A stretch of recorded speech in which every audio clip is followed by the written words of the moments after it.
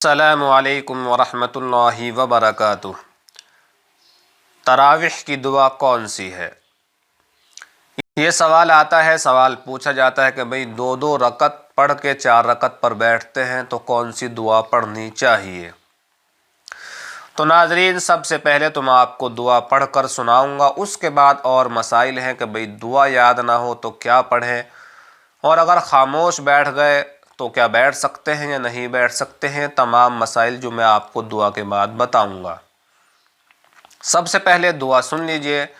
سبحان ذی الملک والملکوت، سبحان ذی العزت والعظمت والہیبت والقدرت والکبریاء والجبروت، سبحان الملک الحی الذی لا ینام ولا یموت، سبوح قدوس ربنا ورب الملائکۃ والروح، اللہم اجرنا من النار یا مجیر یا مجیر یا مجیر۔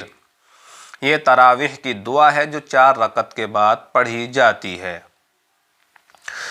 اب سوال یہ ہے کہ اگر کسی کو یہ دعا یاد نہ ہو تو وہ کیا کرے؟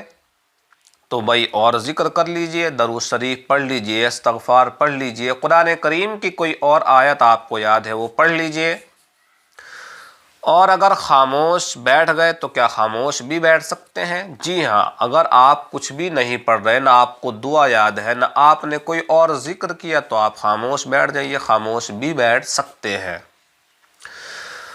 تو اگر آپ کو دعا یاد ہے تو دعا پڑھیے 4 رکعت کے بعد، اور دعا یاد نہیں ہے تو کوئی بھی ذکر آپ پڑھ سکتے ہیں، استغفار، درود شریف یا اور کوئی بھی قرآن کریم کی آیت آپ پڑھ سکتے ہیں۔ اور اگر آپ کچھ بھی نہیں پڑھ رہے، خاموش بیٹھنا چاہتے ہیں تو آپ خاموش بیٹھ جائیے۔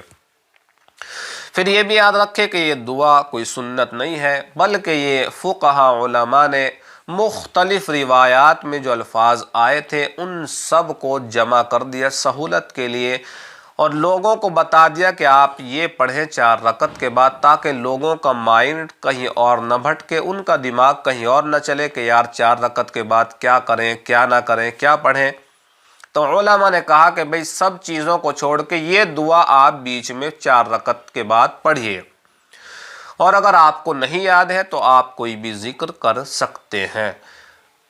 تو ناظرین، آپ بات کو سمجھ گئے ہوں گے کہ 4 رکعت کے بعد تراویح کی جو دعا ہے اگر آپ کو اچھی طرح سے یاد ہے تو آپ پڑھ لیجئے، اور آپ کو یاد نہیں ہے تو درود شریف، استغفار وغیرہ آپ ذکر کیجئے، اور اگر آپ خاموش بیٹھ گئے تب بھی کوئی بات نہیں، آپ خاموش بیٹھ سکتے ہیں۔ تو اپنی دعاؤں میں مجھے بھی یاد رکھیں۔ السلام علیکم ورحمۃ اللہ وبرکاتہ۔